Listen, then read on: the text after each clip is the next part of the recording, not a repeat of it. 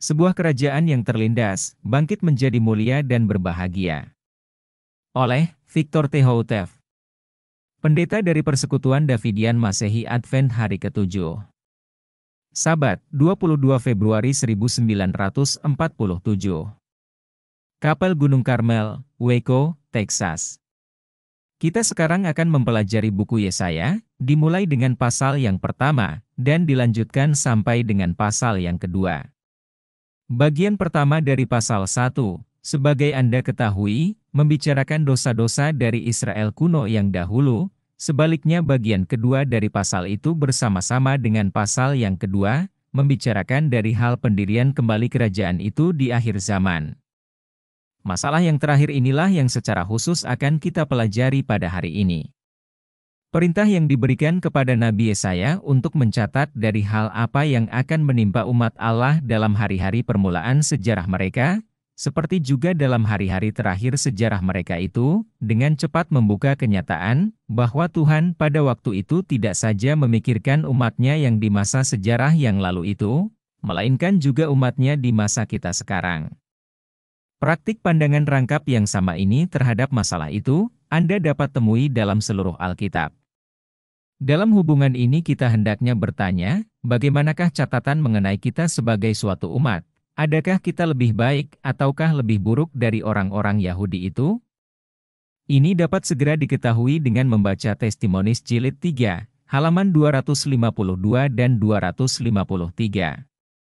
Kita akan membacakannya sekarang juga, sebagai berikut. Pekabaran kepada sidang Laodikia adalah suatu tuduhan yang mengejutkan, dan itu berlaku terhadap umat Allah pada waktu ini. Dan kepada malaikat sidang Laodikia, tuliskanlah demikian. Semua perkara ini, demikian kata Dia yang bernama Amin, saksi yang benar dan setia itu, awal segala kejadian Allah. Aku tahu semua perbuatanmu, bahwa engkau adalah dingin tidak, panas pun tidak. Aku suka jikalau engkau dingin atau panas. Oleh sebab engkau begitu suam, dan dingin tidak panas pun tidak, maka aku hendak meludahkan engkau dari dalam mulutku. Sebab katamu, aku kaya dan bertambah-tambah dengan kekayaan, dan tidak memerlukan apa-apa lagi, padahal tiada engkau mengetahui, bahwa engkaulah orang malang, dan sengsara, dan miskin, dan buta, dan bertelanjang. Di sini Tuhan menunjukkan kepada kita, bahwa pekabaran yang akan dibawakan kepada umatnya oleh para pendeta yang dipanggilnya untuk mengamarkan kepada umat itu, bukanlah suatu pekabaran damai dan sejahtera. Itu bukanlah sekedar pekabaran yang teoritis saja, melainkan yang bersifat praktis dalam segala hal. Umat Allah digambarkan di dalam pekabaran kepada orang-orang Laodikia itu bagaikan berada dalam suatu kesentosaan nafsu badani. Mereka sedang bersantai saja sambil menyangkakan dirinya berada dalam kondisi kedudukan kerohanian yang tinggi. Oleh sebab katamu, aku kaya, dan bertambah-tambah dalam kekayaan, dan tidak memerlukan apa-apa lagi, padahal tidak engkau ketahui, bahwa engkaulah orang malang, dan sengsara, dan miskin, dan buta, dan bertelanjang. Betapa besarnya kesesatan yang dapat datang pada pikiran manusia daripada persangkaan bahwa mereka adalah benar, padahal mereka semuanya adalah keliru.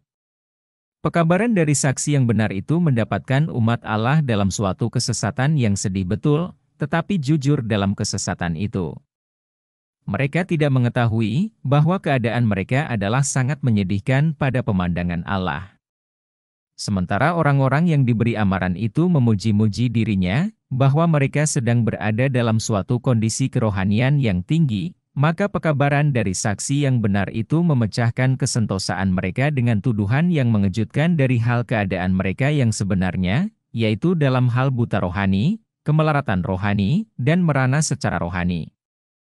Kesaksian yang sedemikian keras dan tajam tidak mungkin salah. Sebab adalah saksi yang benar itu sendiri yang mengucapkannya, maka kesaksiannya itu harus benar.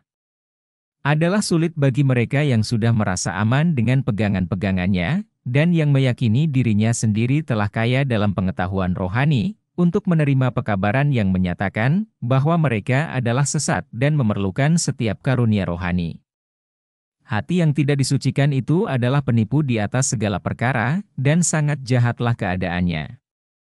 Kepada saya ditunjukkan bahwa banyak orang sedang menyombongkan dirinya sendiri, bahwa mereka adalah orang-orang Kristen yang baik, tetapi mereka tidak memiliki satupun sinar terang dari Yesus. Mereka tidak memiliki pengalaman hidup keilahian yang nyata bagi dirinya sendiri. Mereka memerlukan suatu pekerjaan penyerahan diri yang dalam dan menyeluruh di hadapan Allah, sebelum mereka dapat menyadari akan kebutuhan mereka yang sesungguhnya, suatu ketekunan usaha untuk mendapatkan karunia-karunia roh yang termahal itu. Testimonies volume 3 halaman 252 dan 253. Saya tak perlu membaca lebih banyak lagi. Ilham telah menyatakan dengan jelas bahwa pada sekarang ini akan ada sebuah pekabaran dibawakan kepada umat Allah, bahwa pekabaran itu akan dibawakan bukan oleh orang-orang biasa, melainkan oleh para pendeta yang terpanggil khusus untuk maksud itu, dan bahwa itu bukanlah sebuah pekabaran damai dan sejahtera seperti halnya pendeta-pendeta pada umumnya ingin memiliki dengan sendirinya. Penulis pekabaran itu berusaha untuk meyakinkan kita kepada kenyataan bahwa umat Allah telah sesat karena mengira bahwa mereka berada dalam kondisi kerohanian yang sempurna. Sesungguhnya umat Allah pada waktu ini dalam setiap hal sama sesatnya seperti halnya orang-orang Yahudi dalam sejarah kedatangan Yesus yang pertama dahulu. Bahkan dalam kenyataannya, mereka mungkin sekali lebih sesat lagi, sebab mereka telah memiliki berbagai contoh dan gambaran pengalaman-pengalaman dari masa lalu, sama seperti terang tambahan yang terus bercahaya pada jalan-jalan mereka, yang semuanya ini tidak dipunyai oleh orang-orang yang dahulu itu. Nabi Yesaya mempunyai pekabaran-pekabaran yang menyedihkan bagi umat Allah di masa sejarahnya. Ia menceritakan kepada mereka bahwa jika mereka terus-menerus dalam jalan-jalan mereka yang salah itu, maka semua mereka, yang baik maupun yang jelek, akan dicerai-beraikan dan diasimilasikan ke semua bangsa-bangsa. Tetapi bagi orang-orang setia pada waktu ini, ia memiliki berita-berita yang baik. Yesaya 1 ayat 24-26. Maka sebab itu firman Tuhan, Tuhan seruan sekalian alam, yang maha kuasa orang Israel. Aku hendak menghiburkan hatiku dari karena segala orang yang mendurhaka kepadaku, dan aku membalas akan segala seteruku itu. Dan aku akan membalikkan tanganku terhadap kamu dan menyucikan kamu daripada sangamu sampai bersih, dan menyingkirkan semua timahmu daripadamu, lalu aku memberikan pula para hakim kepadamu seperti dahulu, dan para penghulu seperti pada mulanya. Sesudah itu kemudian kamu akan dipanggil negeri tempat keadilan dan negeri yang setia. Gantinya membiarkan semua orang sebagai suatu umat menderita semua akibat dosa, maka Tuhan pada waktu ini berjanji untuk membalas terhadap hanya musuh-musuhnya, yaitu penentang-penentangnya yang berada di dalam sidangnya. Ia hendak membersihkan dan menyucikan sidangnya, lalu kemudian mengembalikan semua hakimnya dan para penghulunya seperti pada mulanya. Kemudian sidang akan betul-betul dinamai orang, negeri keadilan, negeri yang setia. Bahwasanya hari-hari itu akan datang, demikianlah firman Tuhan, bahwa aku akan menaburi isi rumah Israel dan isi rumah Yehuda dengan benih manusia dan dengan benih binatang. Maka akan jadi kelak, bahwa seperti sudah kuawasi akan mereka itu, untuk memetik, dan untuk memecahkan, dan untuk membuang, dan untuk membinasakan, dan untuk menyusahkan, demikianlah aku akan mengawasi mereka itu, untuk membangun, dan untuk menanam, demikianlah firman Tuhan. Pada masa itu mereka tiada lagi akan mengatakan, bahwa segala bapa sudah makan buah anggur yang masam, dan gigi anak-anak sudah ngilu. Melainkan tiap-tiap orang akan mati sebab salahnya sendiri, setiap orang yang memakan buah anggur yang asam, maka gigi-giginya akan ngilu. Yeremia 31 ayat 27-30. Yesaya 1 ayat 27 dan 28. Sion akan ditebus dengan penghukuman, dan semua orangnya yang bertobat dengan keadilan. Maka kebinasaan segala orang durhaka dan semua orang berdosa akan bersama-sama, dan mereka yang meninggalkan Tuhan itu akan ditumpas. Dalam ayat-ayat ini dibedakan antara orang-orang durhaka dan orang-orang berdosa. Tak dapat diragukan lagi, bahwa orang-orang berdosa ialah orang-orang yang terus-menerus hidup di dalam dosa, tetapi orang-orang pelanggar hukum adalah mereka yang hanya sekali-sekali berdosa. Namun bagaimanapun juga, nasib terakhir mereka itu adalah sama, baik mereka yang biasanya berdosa, maupun mereka yang hanya kadang-kadang berdosa, akan kelak dibinasakan bersama-sama. Yesaya 1 ayat 29-31. Karena mereka kelak akan malu dari sebab pohon-pohon kayu, orang-orang besar dan terkenal, yang telah kamu rindukan, dan kamu akan kelak terganggu karena sebab taman-taman yang telah kamu pilih. Karena kamu akan jadi bagaikan sebuah pohon jati yang sudah layu daunnya, dan seperti sebuah taman yang tidak ada air. Pada masa itu orang kuat akan jadi bagaikan tali pengeret, dan pembuatnya seperti bunga api, maka kedua-duanya akan dibakar habis bersama-sama, dan tak seorang pun akan dapat memadamkannya. Inilah apa yang orang-orang jahat dapat langsung mengharapkan. Inilah yang terbaik yang Allah dapat berikan kepada mereka, karena mereka tidak berbuat itu memungkinkannya untuk berbuat sesuatu yang lebih baik. Sekarang kita akan melangkah terus ke pasal yang kedua dari nubuatan Yesaya, karena itu adalah kelanjutan dari yang pertama. Oleh karena ayat pertama baru hanya merupakan pendahuluan terhadap apa yang akan dikatakan oleh nabi itu, maka saya akan melewatinya, dan kita mulai dengan Yesaya 2 ayat 2. Maka akan jadi kelak di akhir zaman, bahwa gunung Ka'bah Tuhan akan diperdirikan pada puncak segala gunung, dan akan ditinggikan di atas segala bukit, maka segala bangsa akan berkerumun masuk ke dalamnya. Keluar dari kehancuran Yehuda maupun Israel, akan muncul sebuah kerajaan dan suatu umat yang akan ditinggikan di atas segala bangsa.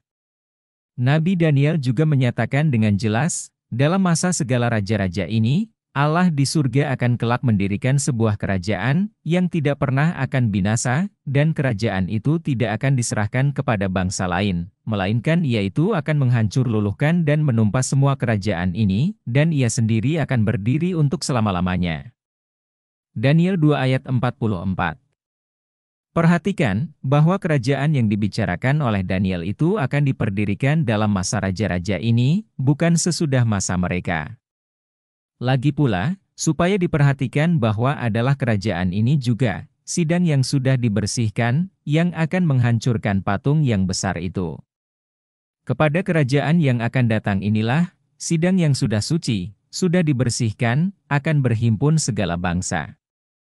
Kejadian 49 ayat 10. Apabila markas besar Injil diperdirikan sedemikian ini, maka pastilah kelak bahwa pekerjaan Injil akan dapat diselesaikan dengan tidak tertunda-tunda lagi.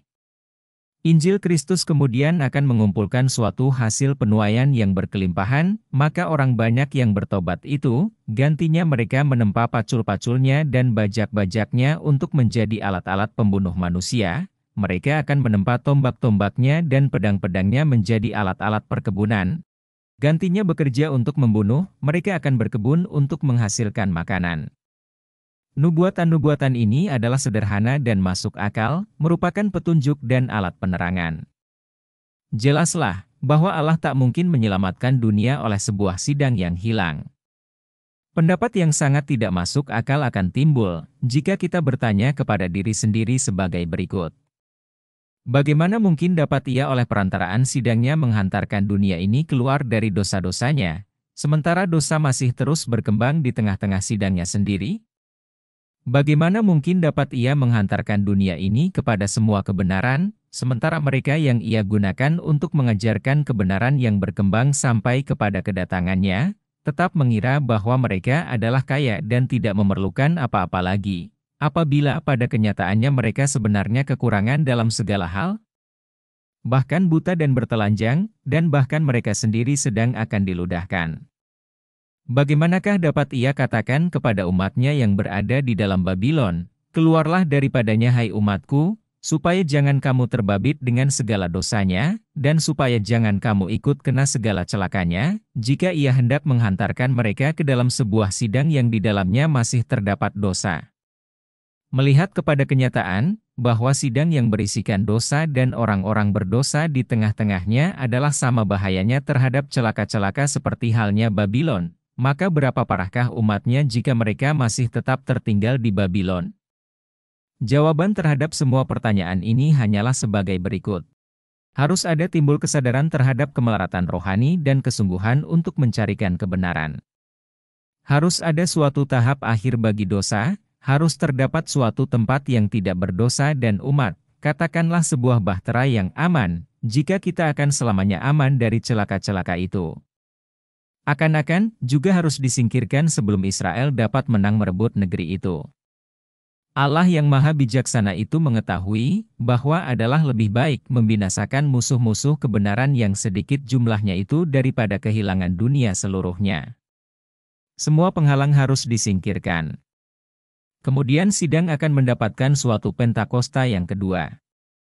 Lalu setiap anggota sidang akan dipenuhi dengan roh, maka akan jadi kelak sesudah itu, sesudah hujan akhir itu, bahwa aku akan mencurahkan rohku atas segala manusia, maka anak-anakmu laki-laki dan anak-anakmu perempuan akan bernubuat, semua orang-orang tuamu akan memperoleh mimpi-mimpi, semua orang mudamu akan menyaksikan hayal-hayal, dan juga atas semua hamba laki-laki dan wanita pada masa itu aku akan mencurahkan rohku. Yoel 2 ayat 28 dan 29. Marilah kita dengan sungguh-sungguh dan rajin mematuhi ajakan Tuhan kepada umatnya pada waktu yang sangat mendesak sekarang ini sebagai berikut. Yesaya 2 ayat 5. Marilah, hai orang isi rumah Yakub, dan marilah kita berjalan di dalam terang Tuhan. Cukup jelas yang terkandung di dalam ayat ini, bahwa sampai saat ini, umat Allah sudah berjalan di bawah terang manusia. Yesaya 2 ayat 6. Oleh sebab itu engkau sudah meninggalkan umatmu, yaitu isi rumah Yakub, sebab mereka itu dilengkapi dari sebelah timur, dan mereka adalah petenung-petenung seperti orang-orang Filistin, dan berkenanlah mereka itu dalam hubungan dengan anak-anak orang asing. Umatnya sebagai sebuah organisasi telah ditinggalkannya, tetapi sebagai orang perorangan yang datang berjalan di dalam terangnya untuk mengikuti dia dalam kebenaran dan keadilan akan kembali diterima. Apabila pertikaian yang sekarang mengenai pekabaran dari hal jam itu berakhir, maka orang-orang yang lolos proses pembersihan itu, yaitu penghukuman bagi semua orang hidup di dalam isi rumah Allah, 1 Petrus 4 ayat 17, yaitu penyucian tempat suci, Daniel 8 ayat 14, akan menjadi penghuni Sion dan Yerusalem, anggota-anggota dari sidang, yaitu tubuh Kristus. Yesaya 2 ayat 7. Tanah mereka pun akan penuh dengan emas dan perak, dan tiada berkesudahan segala harta bendanya, tanah mereka pun akan penuh dengan kuda, dan tiada berkesudahan segala keretanya. Dari semua bangsa di seluruh dunia pada waktu ini, Amerika, yaitu bangsa di mana terdapat markas besar sidang adalah yang terkaya. Demikianlah terutama pada masa ini, masa di mana kebenaran ini sedang dibukakan.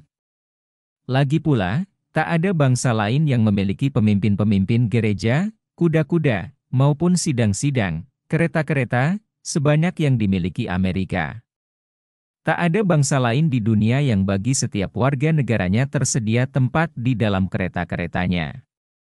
Inilah pertanda-pertanda yang nyata yang Tuhan gunakan untuk menunjukkan negeri dan bangsa terhadap siapa Ia sedang bicarakan. Yesaya 2 ayat 8-10.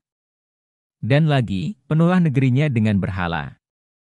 Bahwa mereka itu menyembah sujud kepada perbuatan tangannya sendiri dan kepada barang yang telah diperbuatnya dengan jari-jarinya. Di sana orang hina pun tunduk dan orang mulia pun merendahkan dirinya, maka sebab itu janganlah mengampuni mereka itu. Pergilah kamu masuk ke dalam bukit batu, dan sembunyikanlah dirimu dalam abu, karena takut akan Tuhan, dan karena kemuliaan kebesarannya. Bangsa yang dimaksudkan ini ternyata terlalu banyak membual dari hal hasil-hasil yang dicapainya. Baik orang-orang besarnya maupun orang-orang kecilnya sekaliannya adalah sama saja dalam hal ini, demikianlah kata Ilham. Sebenarnya tak ada salahnya setiap kemajuan, namun kemajuan hendaknya tidak sekali-kali menjadi Allah bagi kita. Pada akhirnya semua akan sampai pada ajal penyembahan berhala mereka, sebab apabila Tuhan menyatakan kuasanya, maka mereka akan meninggalkan semua berhalanya, lalu berlari-lari mencari perlindungan pada batu-batu karang. Yesaya 2 ayat 11. Segala mata orang yang tinggi itu akan direndahkan dan segala sombong orang laki-laki akan ditundukkan, maka pada hari itu hanya Tuhan jua akan ditinggikan. Orang-orang yang kini meninggikan diri sendiri akan kelak direndahkan. Yesaya 2 ayat 12-19. Karena hari Tuhan seruas sekalian alam itu akan berlaku terhadap setiap orang yang sombong dan tinggi hati, dan terhadap setiap orang yang ditinggikan, maka mereka itu akan direndahkan, dan terhadap segala pohon aras di Libanon yang tinggi-tinggi dan yang menjulang ke atas, dan terhadap semua pohon jati di Basan, dan terhadap semua gunung yang tinggi, dan terhadap semua bukit yang besar-besar, dan terhadap setiap menara yang tinggi, dan terhadap setiap pagar tembok yang teguh, dan terhadap semua kapal Tarsis, dan terhadap semua gambar yang menarik. Maka pada hari itu segala kebesaran manusia akan ditundukkan, dan segala kesombongan orang laki-laki akan direndahkan, maka pada hari itu hanya Tuhan sendirilah yang akan ditinggikan. Maka segala berhala akan dilenyapkannya sama sekali. Maka mereka akan pergi masuk ke dalam lobang-lobang gua batu-batu karang, dan ke dalam gua-gua di tanah, karena takut akan Tuhan dan karena kemuliaan kebesarannya, apabila bangkitlah Ia untuk menggoncangkan bumi dengan amat sangatnya. Sungguh pun manusia kini meninggikan dirinya sampai-sampai melebihi Allah, namun hari itu sedang berada di depan kita. Dalam mana mereka itu akan kelak menyaksikan dirinya sendiri sebagaimana yang sebenarnya. Mereka kelak akan merasa sangat kecil sewaktu mereka memandang kepada kuasa dari suatu Allah yang besar. Yesaya 2 ayat 20-21. Maka pada hari itu tiap-tiap orang akan membuang segala berhala emas dan segala berhala perak yang telah diperbuatnya untuk menyembah sujud kepadanya, dan kepada tikus mondok dan kelelawar, sambil lari masuk ke dalam celah-celah bukit batu dan ke dalam gua-gua di gunung, dari karena takut akan Tuhan dan dari karena kemuliaan kebesarannya, apabila Ia bangkit untuk menggoncangkan bumi dengan amat sangatnya. Orang-orang yang pada waktu ini tidak membuang segala berhalanya kepada tikus mondok dan kelelawar sebagaimana sepatutnya, akan kelak harus berbuat sedemikian itu kemudian, namun ia itu kelak akan sangat terlambat untuk membawa manfaat bagi mereka. Bangsa yang dimaksudkan ini ternyata terlalu banyak membual dari hal hasil-hasil yang dicapainya. Baik orang-orang besarnya maupun orang-orang kecilnya sekaliannya adalah sama saja dalam hal ini, demikianlah kata Ilham. Sebenarnya tak ada salahnya setiap kemajuan, namun kemajuan hendaknya tidak sekali-kali menjadi Allah bagi kita. Pada akhirnya semua akan sampai pada ajal penyembahan berhala mereka, sebab apabila Tuhan menyatakan kuasanya, maka mereka akan meninggalkan semua berhalanya, lalu berlari-lari mencari perlindungan pada batu-batu karang. Yesaya 2 ayat 11. Segala mata orang yang tinggi itu akan direndahkan dan segala sombong orang laki-laki akan ditundukkan, maka pada hari itu hanya Tuhan jua akan ditinggikan. Orang-orang yang kini meninggikan diri sendiri akan kelak direndahkan. Yesaya 2 ayat 12-19. Karena hari Tuhan seruas sekalian alam itu akan berlaku terhadap setiap orang yang sombong dan tinggi hati, dan terhadap setiap orang yang ditinggikan, maka mereka itu akan direndahkan, dan terhadap segala pohon aras di Libanon yang tinggi-tinggi dan yang menjulang ke atas, dan terhadap semua pohon jati di Basan, dan terhadap semua gunung yang tinggi, dan terhadap semua bukit yang besar-besar, dan terhadap setiap menara yang tinggi, dan terhadap setiap pagar tembok yang teguh, dan terhadap semua kapal Tarsis, dan terhadap semua gambar yang menarik. Maka pada hari itu segala kebesaran manusia akan ditundukkan, dan segala kesombongan orang laki-laki akan direndahkan, maka pada hari itu hanya Tuhan sendirilah yang akan ditinggikan. Maka segala berhala akan dilenyapkannya sama sekali. Maka mereka akan pergi masuk ke dalam lobang-lobang gua batu-batu karang, dan ke dalam gua-gua di tanah, karena takut akan Tuhan dan karena kemuliaan kebesarannya, apabila bangkitlah Ia untuk menggoncangkan bumi dengan amat sangatnya.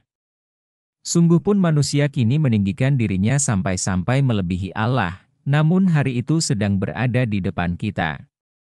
Dalam mana mereka itu akan kelak menyaksikan dirinya sendiri sebagaimana yang sebenarnya. Mereka kelak akan merasa sangat kecil sewaktu mereka memandang kepada kuasa dari suatu Allah yang besar.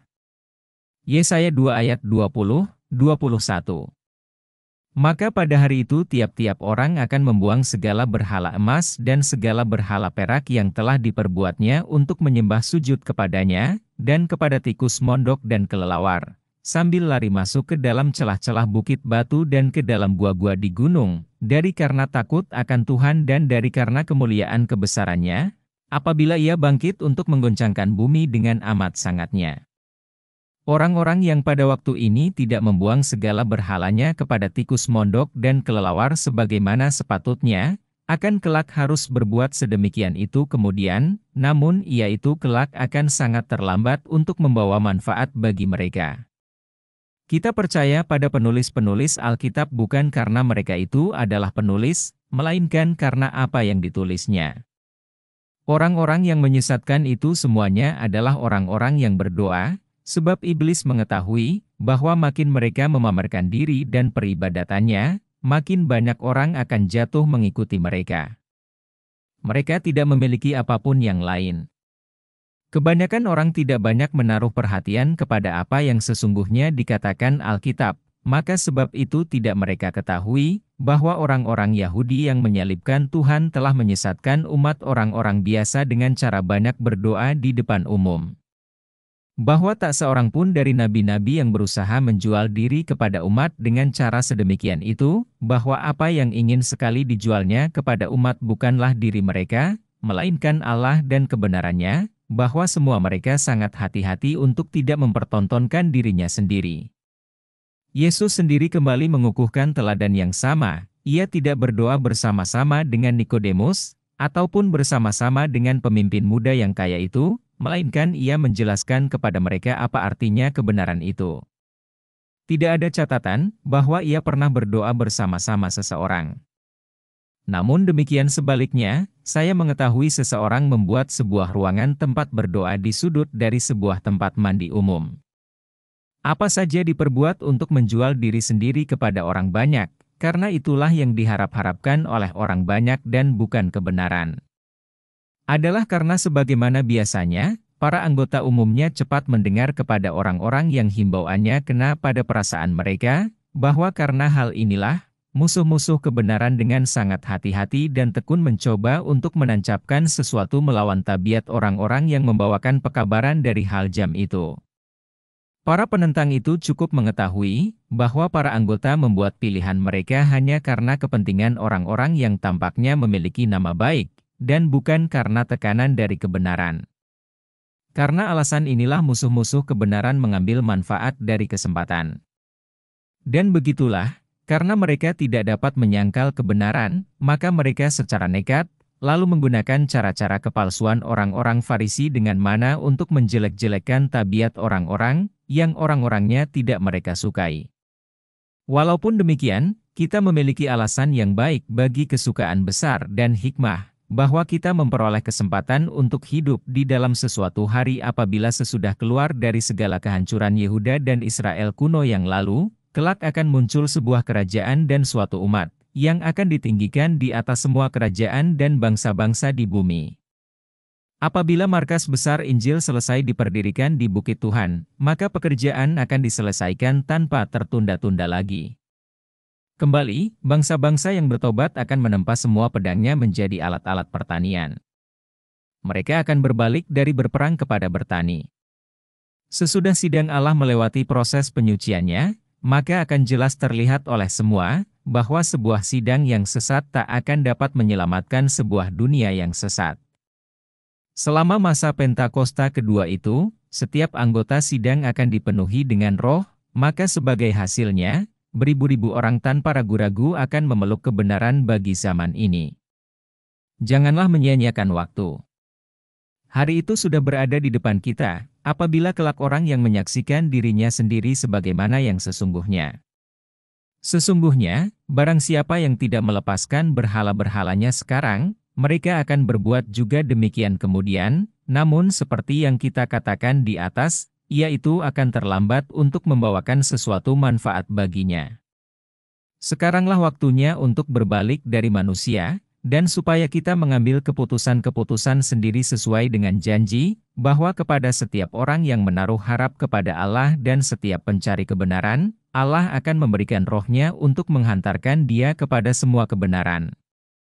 Walaupun musuh-musuh kebenaran mungkin mempersiapkan setiap pengkhianatan untuk mengganggu pekerjaan, namun kebenaran akan selalu menang, dan umat Allah akan selalu berada dengannya. Tak ada apapun yang dapat merusak kebenaran. Yaitu adalah bagaikan landasan. Bila mana semua palu dari musuh-musuh telah habis terpakai, landasan masih akan tetap bertahan.